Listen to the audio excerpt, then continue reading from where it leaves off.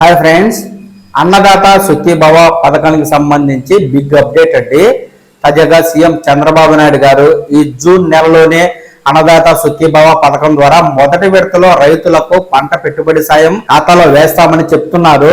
ఇప్పటికే గ్రామాల వారీగా రైతుల వివరాలను వ్యవసాయ శాఖ అధికారులు సేకరించి ఈ మేరకు లబ్ధిదారుల జాబితాను ఆన్లైన్ లో పొందుపరుస్తూ ఉన్నారు. ఈ జాబితాను తాజాగా ప్రభుత్వం విడుదల చేసింది. అఫీషియల్ వెబ్సైట్ ద్వారా కేవలం లబ్ధిదారుడి ఆధార్ నెంబర్ క్యాప్చా ఎంటర్ చేసినట్లయితే మీ వివరాలు ఆన్లైన్ లో చూసుకోవచ్చు. ఆ విధంగా మీరు అర్హులో కాదో తెలుస్తుంది. తాజాగా ప్రభుత్వం ఆన్లైన్ లో జాబితా విడుదల చేసిన నేపథ్యంలో జాబితాను ఏ విధంగా చెక్ చేసుకోవాలి, ఒకవేళ జాబితాలో పేరు లేకుంటే మళ్ళీ ఎలా దరఖాస్తు చేసుకోవాలి, మొత్తానికి అన్నదాత సుఖీభవ పథకం ద్వారా మొదటి విడతలో లబ్ధి పొందాలి అంటే ఏ విధమైన అర్హతలు ఉండాలి తదితర పూర్తి సమాచారాన్ని నేను మీకు ఈ వీడియోలో తెలియజేస్తాను. ముందుగా అర్హతలు తెలియజేసి తరువాత ఏ విధంగా లబ్ధిదారులు తమ వివరాలను ఆన్లైన్ లో చెక్ చేసుకోవాలో తెలియజేస్తాను.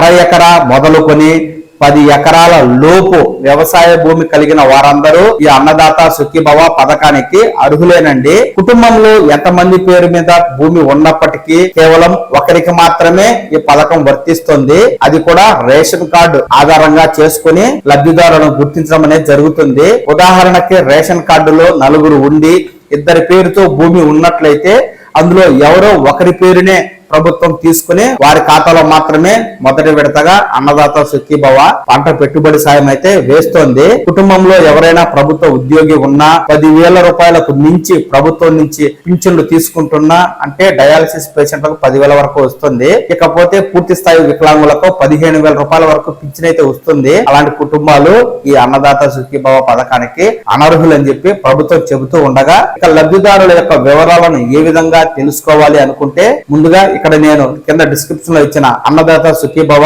అఫీషియల్ వెబ్సైట్ లింక్ అయితే క్లిక్ చేయండి. లింక్ క్లిక్ చేసిన తర్వాత హోమ్ పేజీ ఈ విధంగా చూపిస్తుంది. హోమ్ పేజీలో ఇక్కడ స్టేటస్ చెక్ అని ఉంటుంది. దానిపై క్లిక్ చేసినట్లయితే మరో పేజీ ఓపెన్ అవుతుందండి.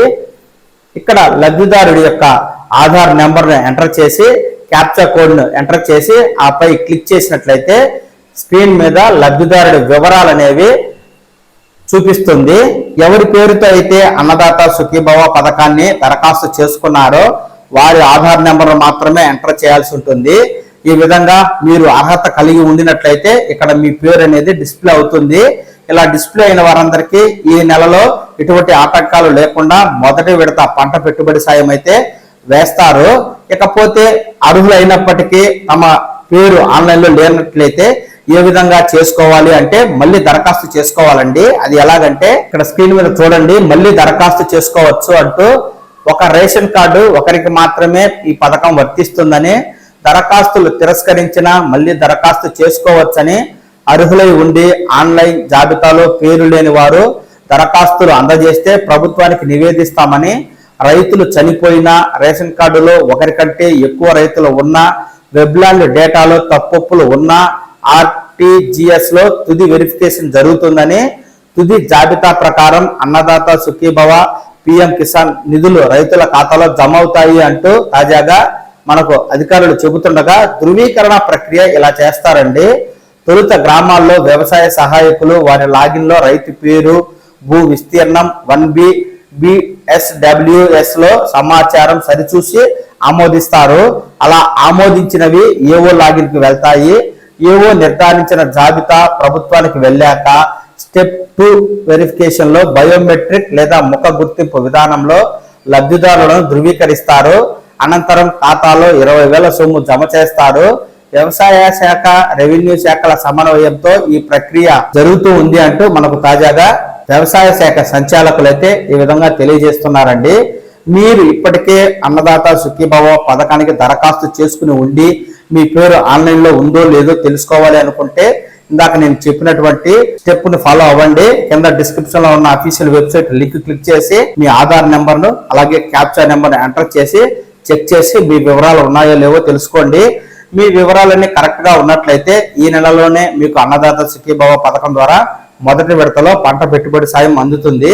ఒకవేళ మీ వివరాలు తప్పుగా ఉన్నా, మీ వివరాలు అసలు ఆన్లైన్ లో కనిపించకపోయినా మళ్ళీ మీరు మీ యొక్క వ్యవసాయ శాఖ అధికారులను సంప్రదించి దరఖాస్తు చేసుకున్నట్లయితే ఈ మేరకు అధికారులు పరిశీలించి 2-3 దఫాలుగా మీ యొక్క వివరాలు ఖచ్చితంగా ఉన్నాయా లేవా, మీరు అర్హులా కాదా మరొకసారి పునః పరిశీలన చేసుకుని మీకు అర్హత ఉన్నట్లయితే తప్పనిసరిగా మీ పేరును ఆన్లైన్ లో చేరుస్తారు, జాబితా లిస్ట్ లో వస్తుంది. అలాగే ఈ నెలలోనే అన్నదాత సుఖీభవ పథకానికి సంబంధించి నిధులను మీరు అందుకుంటారు. కాబట్టి ఈ విధమైన జాగ్రత్తలు తీసుకోవడం ద్వారా రైతులైన వారు అన్నదాత సుఖీభవ, పిఎం కిసాన్ నిధులను ఎటువంటి ఆటంకాలు లేకుండా అందుకుంటూ వ్యవసాయ పంట పెట్టుబడి సాయాన్ని పొంది మీరైతే వ్యవసాయం చేసి లబ్ధి పొందండి.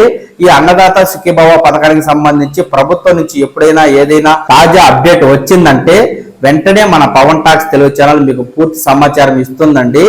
ఎప్పటికప్పుడు ఈ అప్డేట్ మీరు ఈ ఛానల్ ద్వారా చూసి తెలుసుకుంటూ ఉండడం కోసం వెంటనే ఈ ఛానల్ని లైక్ చేసి సబ్స్క్రైబ్ చేసుకోండి. నమస్కారం.